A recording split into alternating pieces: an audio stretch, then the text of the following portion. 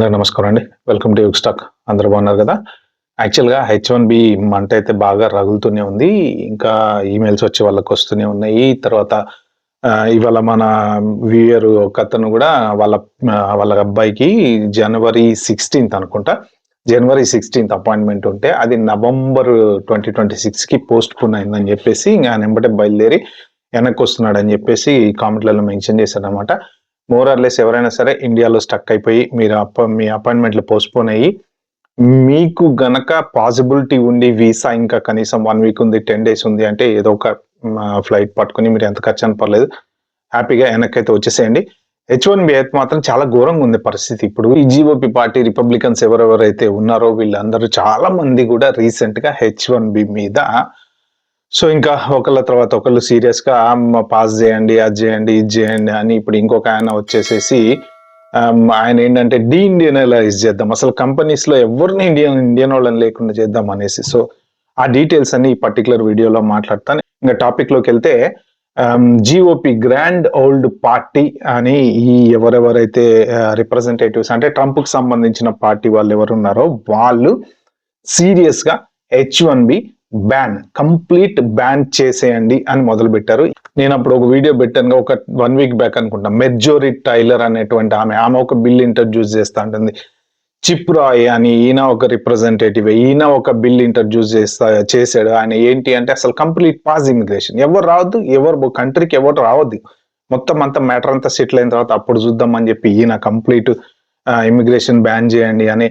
ఇప్పుడు నిన్న మళ్ళీ ఒక ముగ్గురు రిప్రజెంటేటివ్స్ ఎవరైతే వీళ్ళ పార్టీ వాళ్ళు ఉన్నారో వాళ్ళు చాలా సీరియస్‌గా అసలు ఏంది ప్రతి కంపెనీలో ఎక్కడ చూడు ఇండియన్స్ తప్ప ఎవ్వరు లేరు, వీళ్ళు వచ్చేసి మొత్తం కంపెనీలని ఆల్మోస్ట్ కబ్జా పట్టించినట్టు చేశారు, వీళ్ళని ఇంకా బ్యాన్ చేయండి, ఫేజ్ అవుట్ చేయండి అంటే స్లోగా హెచ్-1బీని స్టాప్ చేసుకుంటారండి, ఒకేసారి కాకుండా.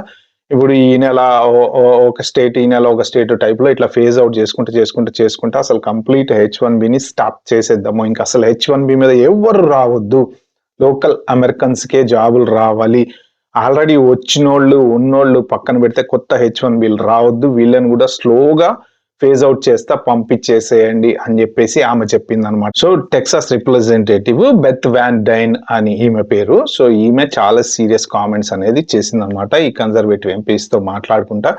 అసలు హెచ్-1బీ ఇంత లెవెల్కి వచ్చిన తర్వాత ఇంకా మన వాళ్ళకి ఏం జాబులు వస్తాయి, ఏ కంపెనీలో చూసినా వాళ్ళే ఉన్నారు అంటే మెయిన్ అమెజాన్ కానీ, గూగుల్ కానీ, మెటా కానీ ఎక్కడ చూసినా ఇండియన్సే హెచ్-1బీ మీద ఉన్నారు. వీళ్ళ కసి కూడా ఏంటంటే మెయిన్ హెచ్-1బీ ఫారినర్స్ కి ఓకే, బట్ ఇక్కడ 75% ఆఫ్ ది హెచ్-1బీ వాళ్ళు వచ్చేసి మన ఇండియన్సే ఉంటున్నారండి. టోటల్ ప్రెసెంట్ ఇప్పటి వరకు 7,30,000 హెచ్-1బీ వాళ్ళు మన యుఎస్ లో ఉన్నారంట. అది మెయిన్. అది కాక ఓపీటీ, స్టెమ్ ఓపీటీ వీళ్ళు డిఫరెంట్. సో ఇంతమంది ఉన్నారు. ఇంకా మన లోకల్ వాళ్ళకి జాబులు ఏమొస్తాయి, వాళ్ళ జాబులు వాళ్ళే ఇచ్చుకుంటున్నారు తప్ప అన్ని జాబులు వాళ్ళ మధ్యనే తిరుగుతున్నాయి. ఏ కంపెనీలోకి వెళ్ళి చూసినా కానీ ఇండియన్సే కనపడుతున్నారు, కొత్త వాళ్ళు ఎవరు కనపడట్లేదు అని చెప్పేసి ఈమె చాలా సీరియస్ గా ఏం చెప్పిందంటే ఫస్ట్ హెచ్-1బీ కంప్లీట్ బ్యాన్ చేసేయండి, అంటే హెచ్-1బీ మీద రిక్రూట్మెంట్ అనేది స్టాప్ చేసేయండి, నెక్స్ట్ స్లోగా హెచ్-1బీని ఫేజ్ అవుట్ చేసేయండి, అంటే ఇంకా ఏ కంపెనీ కూడా హెచ్-1బీ వాళ్ళని హైర్ చేసుకోకుండా కంప్లీట్ గా స్టాప్ చేసేసేయండి అని. ఇది రీసెంట్ గా ఒక 4-5 బిల్లులు వచ్చేసినాయి, మన కాంగ్రెస్ లో పెట్టారు. పాస్ అవుతాయా అవ్వవా పక్కన పెడితే మీడియాలో డిస్కషన్ అయితే బీభత్సంగా జరుగుతుంది. బట్ ఒకటి ఏంటంటే ఇక్కడ ఒక ఐడెంటిటీ అనేది క్రియేట్ అవుతుంది హెచ్-1బీకి. మీరు అందరు అర్థం చేసుకోవాల్సింది ఏంటంటే పోను హెచ్-1బీ మీద జాబులు కొట్టడం అనేది అంత ఈజీ కాదు. ఎందుకంటే ఇలా ఈ పార్టీకి సంబంధించిన వాళ్ళందరూ జనాలలోకి తీసుకెళ్తున్నారు దీన్ని. ఇప్పుడు ఉద్యమాలు ఎలా మొదలవుతాయండి, జనరల్ గా ఎక్కడో ఒక చోట స్టార్ట్ అయ్యి జనాలలోకి వెళ్ళిపోతుంది, అది ఆటోమేటిక్ గా జనాలలోకి వెళ్ళిపోయి ఇంకా వాళ్ళంతా కూడా దాన్ని జీర్ణించుకోలేకుండా అయిపోతారు. ఇప్పుడు మన బ్రిటిష్ వాళ్ళు మన దేశం వచ్చి మనం పరిపాలించినప్పుడు స్లోగా ఎప్పుడైతే వాళ్ళు మొత్తం దేశాన్ని ఆక్యుపై చేశారో అప్పుడు ఏంటి స్లోగా ఎవడో ఒక్కడే కదా వాళ్ళకి అగైనెస్ట్ గా పోరాటం మొదలు పెట్టింది. 100 మంది రాలే, అలా ఒక్కడు 10 మంది అయ్యారు, 10 మంది 100 మంది అయ్యారు, 100 మంది 1000 మంది అయ్యారు. అలా వాళ్ళ మీద పోరాడడంలో కూడా కొన్ని సంవత్సరాల పోరాటం తర్వాత చివరికి బ్రిటిష్ వాళ్ళు మన వదిలేసి వెళ్ళిపోయారు అనమాట. సో అలాగే వీళ్ళు కూడా జనాలలోకి తీసుకెళ్తున్నారు. అంటే జనాలలో కూడా ఎవరెవరైతే అంటే యూఎస్ బోర్న్ పీపుల్ ఎవరైతే ఉన్నారో కొన్ని ఏరియాల్లో అయితే అసలు కంప్లీట్ డల్లాస్పురాలు ఇవన్నీ అంటుంటారు కదా, టెక్సాస్ ఇవన్నీ ఏంటంటే అసలు ఇండియన్స్ తప్ప వేరే వాళ్ళు ఎవరు కనపడట్లేదు. అంటే ఇలాంటిది జనాల మైండ్ లోకి స్లోగా వెళ్ళిపోయింది అనమాట. అంటే ఏంటంటే ఆ వ్యతిరేకత అనేది ఒక్క పొలిటీషియన్ లోనే కాదు, జనాలలో కూడా క్రియేట్ చేస్తే ఏమవుతది అంటే ఒక రకంగా వాళ్ళు లాభపడతారు, రాజకీయ పరంగా వాళ్ళు లాభపడతారు. అంటే మేము నిజంగా లోకల్స్ కోసం పోరాడుతున్నాము అన్న ఉద్దేశంతో వాళ్ళు ఉంటారు.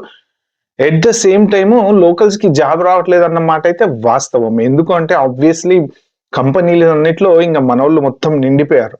సో కంపెనీస్ కి తక్కువ జీతం ఇస్తున్నారు, ఎక్కువ పని చేపించుకున్నారు, వాళ్ళు ప్రాఫిట్. ఏ కంపెనీ ఓనర్ అయినా, అది ఇండియా వాడైనా, అమెరికా వాడైనా, జపాన్ వాడైనా, జర్మనీ వాడైనా, చైనా వాడైనా, ఎవడైనా సరే ఆలోచించేది ఏంటయ్యా అంటే ఒక ఇద్దరు ముగ్గురు ఎంప్లాయీస్ ని మెయింటైన్ చేసేటువంటి మెకానిక్ షెడ్ ఓనర్ కూడా వాడు సాయంత్రం 6కి వెళ్ళిపోతా అంటే ఎక్కడికరా వెళ్ళేది, ఇంత పని ఉంది చాలా 2 బండ్లు సర్వీస్ చేసి అంటాడు అనమాట. అంటే ఏంటి, వాడికి ఇచ్చేది చాలా తక్కువ ఇస్తాడు, బట్ స్టిల్ ఏంటంటే వాడి కింద పనోడు. సో వాడు మొత్తం చెప్పిన పని చెయ్యాలి, వెళ్ళిపోవాలి. వీడికి ఏంటి లాభము, వాడికి ఎంతో కొంత ఇస్తారు కానీ వీడికి ఒక బండి సర్వీసింగ్ చేస్తే కనీసం ఒక 1000 రూపాయలు 1500 రూపాయలు రోజుకి వస్తే, 10 బండ్లు సర్వీసింగ్ చేస్తే 15,000 వస్తే వాడికి ఇచ్చేది ఎంత అండి, రోజుకి 1000 రూపాయలు 2000 ఇస్తారు ఆ మెకానిక్ సర్వీస్ చేసేటప్పుడు. ఆ లాజిక్ ప్రకారం చూసుకుంటే కంపెనీస్ కావాల్సింది ఏంటి, గవర్నమెంట్ ఏమన్నా కానీ ఏం మాట్లాడి ఏదన్నా అవని మాకేంటి, H1 వాళ్ళని పెట్టుకుంటే తక్కువ శాలరీకి మేము పని చేయించుకుంటున్నాము, తక్కువ శాలరీకి పని చేయించుకోవడం మాకు ప్రొడక్టివిటీ పెరుగుతుంది, ప్రాఫిట్ పెరుగుతుంది. అదే ఇప్పుడు ఒక లోకల్ అమెరికన్ ని పెట్టుకుంటే 2,50,000 జీతం ఇచ్చి లోకల్ అమెరికన్ ని పెట్టుకునే బదులు వాళ్ళకి ముగ్గురు H1 బిల్ వస్తున్నారు కదా.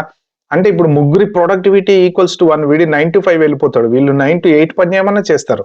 ఎందుకు, మనం వీసా మీద ఉన్నామో, ఒక కంట్రీలో ఉంటున్నామో, మనకి జీతం అవసరం, డబ్బులు అవసరం, డాలర్స్ అవసరం, మన లైఫ్ అవసరం కాబట్టి మనం అదే ఒక్కసారి పాస్పోర్ట్ వచ్చాకో, గ్రీన్ కార్డ్ వచ్చాకో స్లోగా మైండ్ సెట్ మారిపోద్ది. 9 to 5 తర్వాత వెళ్ళిపోతాంలే అని అన్నట్టు ఉంటది అనమాట. కానీ ఎవరైతే జనాలు ఇంతగానం ఈ కంపెనీల మీద డిపెండ్ అయి ఉన్నారో, ఇప్పుడు సడన్ గా ఇలాంటి డెసిషన్స్ వల్ల అందరి లైఫ్ కూడా వర్ణనాతీతమే. ఏంటంటే ఏం చేయాలో అర్థం కాదు. సెటిల్మెంట్ అయిపోయారు, ఇల్లులు కొనుక్కున్నారు, పిల్లలు స్కూళ్ళకి వెళ్తున్నారు, సడన్ గా వీళ్ళు వీసాలు రివోక్ చేస్తున్నారు. But at the same time economy చూసుకుంటే అవతల పక్క పార్టీ వాళ్ళు ఏం చెప్తున్నారు, ఈవెన్ ట్రంప్ పార్టీలో కొంతమంది కూడా మీరు ఇంత సీరియస్ డెసిషన్ H1 మీదగా నాకు తీసుకుంటే మీ పిల్లర్స్ లాగా వాళ్ళు ఉన్నారు, మన కంట్రీని డెవలప్ చేస్తున్నారు, మన కంట్రీకి ఎకనమీకి సపోర్ట్ చేస్తున్నారు, ట్యాక్స్లు కడుతున్నారు. ఎవరో ఒక 15-20% జంక్ బ్యాచ్ ఉంటారండి, మనం అదంతా తీసుకోవద్దు. మిగిలిన వాళ్ళంతా జెన్యున్ గా పాపం ఎప్పటి నుంచో 1990లో స్టార్ట్ అయింది ఈ ప్రోగ్రామ్. నాకు తెలిసి 96-97 రోజుల్లో ఐ స్టిల్ రిమెంబర్, మేమంతా ఆర్టీసీ క్రాస్ రోడ్ లో అక్కడక్కడ నిలబడి ఉండే వాళ్ళం అందరం.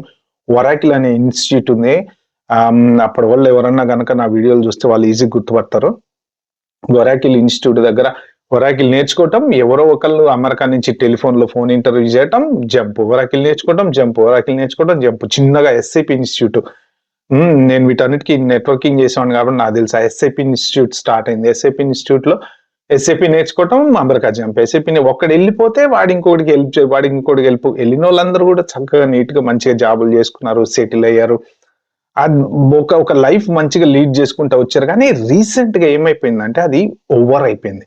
పాపులేషన్ చాలా ఎక్కువైపోయి, ఇది ఈ H1B పాపులేషన్ అనుకోండి, OPT పాపులేషన్ అనుకోండి, పుట్టిన ప్రతి ఓడు ఆ కడుపులోంచి ఇంకా డెలివరీ కాకముందే లోపట్నే వాడికి అమెరికా వెళ్ళిపోవాలతోని వాడి డెలివరీలోంచి అలా బయటకు వచ్చేసి ఒక్కసారే ఇక నేను అమెరికా వెళ్ళిపోవాలి పెద్దగానే అలా తయారైపోయింది అనమాట. అంటే తల్లి గర్భంలో ఉండగానే వాళ్ళకి అమెరికా పిచ్చి అనేది బిల్డ్ అయిపోతుంది. అట్లా ప్రతి ఓడు అమెరికా.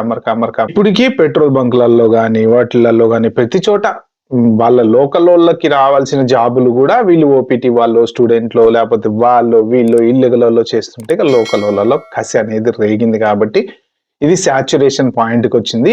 కాబట్టి ఇంకా ముందు H1B మీద వెళ్ళి అమెరికాలో సెటిల్ అవ్వడం అంటే అవ్వకూడదనేం లేదు, అవ్వకపోయే ఛాన్సెస్ కూడా లేవు. కానీ ఇది వరకు అంతా ఈజీ అయితే కాదు. US పాలిస్టర్ ఇంకొక ఆయన మార్క్ మిచెల్ అనేసి, ఈయన అంటే పాలిస్టర్ అంటే జనరల్ గా ఏంటంటే ఏమన్నా పొలిటికల్ ఒపీనియన్స్ కానీ లేకపోతే దేని మీద అయినా సరే ఇప్పుడు మీ ఒపీనియన్ చెప్పండి అని చెప్పేసి అలాగా ఒపీనియన్స్ తీసుకునేటువంటి వాళ్ళని పోల్స్టర్స్ అంటారు అనమాట.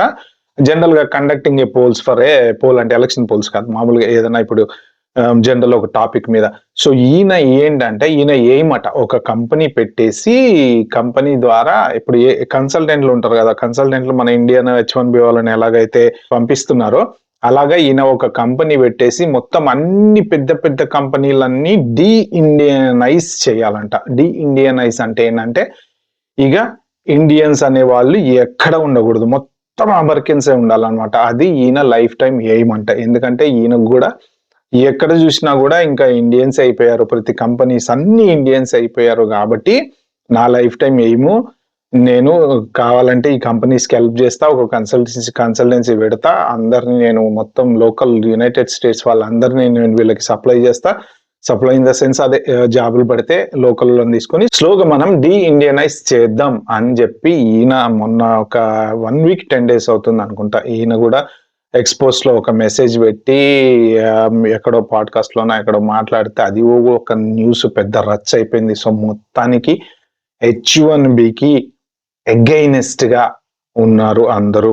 కాబట్టి ఏంటంటే ఎవరైనా సరే ఇప్పుడు అమెరికాకి H1B మీద రావాలనుకున్న వాళ్ళు కానీ, ఫ్యూచర్ లో అక్కడ గ్రీన్ కార్డు తీసుకొని ఇంకా మనది ఇదే లైఫ్ సెటిల్ అయిదాం అనుకుని రీసెంట్ గా వచ్చినటువంటి లాస్ట్ ఒక 5 to 10 years మధ్య ఉన్న వాళ్ళు ఇంకా సెటిల్ అయిపోయిన వాళ్ళు కాదు. ఎందుకంటే ప్రెసెంట్ లే ఆఫ్స్ జరుగుతున్నాయి, ఆర్టిఫిషియల్ ఇంటెలిజెన్స్ వల్ల జాబులు పోతున్నాయి. సో వీళ్ళు ఇంకా అంత సెటిల్ కాలేదు. సంపాదించుకునే వాళ్ళు సంపాదించుకున్నారండి. ఎందుకంటే ఇప్పుడు ఎట్లా అంటే వేరే వాడికి కసి అలా రేగుతుందంటే, ఇన్స్టాగ్రామ్ లో నేను ఒక వీడియో చూసా, ఎవరో ఒకళ్ళు వాళ్ళ ఇల్లు గృహప్రవేశం చేసుకున్నారు. పెద్ద ఇల్లు లోపట ఒక రేంజ్ లో డెకరేషన్ చేసి వాళ్ళు సంపాదించుకున్నారండి. వాళ్ళు తప్పేం, వాళ్ళు సంపాదించుకున్నారు, వాళ్ళు కొనుక్కున్నారు. కానీ వేరే వాడికి ఎవడన్నా ఆ వీడియో చూసినప్పుడు ఏమవుద్దంటే, నాలాంటోడు అంటే పట్టించుకోడు పెద్దగా. ఇంకొకటి ఏంటంటే, అబ్బా వీళ్ళు అమెరికా వెళ్ళి ఇంత సంపాదించేసుకున్నారు, దానికి వాళ్ళు డ్రోన్ షాట్స్ లో వీడియోలు తీసి పెట్టడము. సో ఇలాగ ఏంటంటే అమెరికా వెళ్తే మనం అంత గొప్పగా బతికేయచ్చా అని. మరి వాళ్ళు ఎప్పుడు వెళ్ళారో, ఎంత కష్టపడ్డారో, ఎంత దాచిపెట్టుకున్నారో, తినగా వాళ్ళు అప్పుడు చేసిన కష్టం వాళ్ళు ఇప్పుడు ఇల్లు కొనుక్కొని మంచిగా సెటిల్ అయ్యి ఉండొచ్చు కదా. అది కూడా అయిండొచ్చు కదా, 2 జాబులు చేసుకున్నారో లేకపోతే 4-5 జాబులు చేసుకొని సంపాదించుకున్నారో తెలియదు కదా. పాజిటివ్ నెగిటివ్ 2 తీసుకోవచ్చు. మంచిగా చక్కగా ఒకటే వైఫ్ అండ్ హస్బెండ్ జాబ్ చేసుకుంటా డబ్బులు దాచిపెట్టుకొని ఇల్లు కొనుక్కున్నారా, లేదు 4 జాబులు 5 జాబులు చేసి లేకపోతే వీడి మీద పేరోళ్ళు రన్ చేసి ఇలాగా చేసి సంపాదించుకున్నారా. But whatever it is, అలా సంపాదించుకున్నారు, వాళ్ళు కొనుక్కున్నారు. ఎవరైతే ఇంకా ఫ్యూచర్ ఆస్పిరెంట్స్ ఉంటారో వాళ్ళు ఇలాంటివి చూసినప్పుడల్లా వాళ్ళకి ఏంటంటే, అబ్బా వాళ్ళు అంత బాగా సెటిల్ అయ్యారు, మనం సెటిల్ కాలేమో అనిపిస్తుంది. బట్ ఇది మనమేం చేయలేము, జనరేషన్ గ్యాప్. బట్ ఎవరైనా సరే అమెరికా రావాలి అనుకుంటే, అమెరికా జాబ్ చేయాలనుకుంటే మీ ప్రయత్నాలు మీరైతే చేయండి, ఎక్కడ ఆపుకోవద్దు, నిరాశ చెందొద్దు. ఏదో డబ్బులు ఖర్చు పెట్టుకుని వచ్చామని చెప్పేసి మళ్ళీ మీరు అడదారి దొక్కి అనవసరంగా లైఫ్ ని రిస్క్ లో అయితే పెట్టుకోవద్దు. ఓకే ఫ్రెండ్స్, ఇది వీడియోలో చెప్దాం అనుకుంటే, వీడియో మీకు నచ్చినట్టు ప్లీజ్ అండి like, share, subscribe my channel. Thank you and wait for the next video. Bye.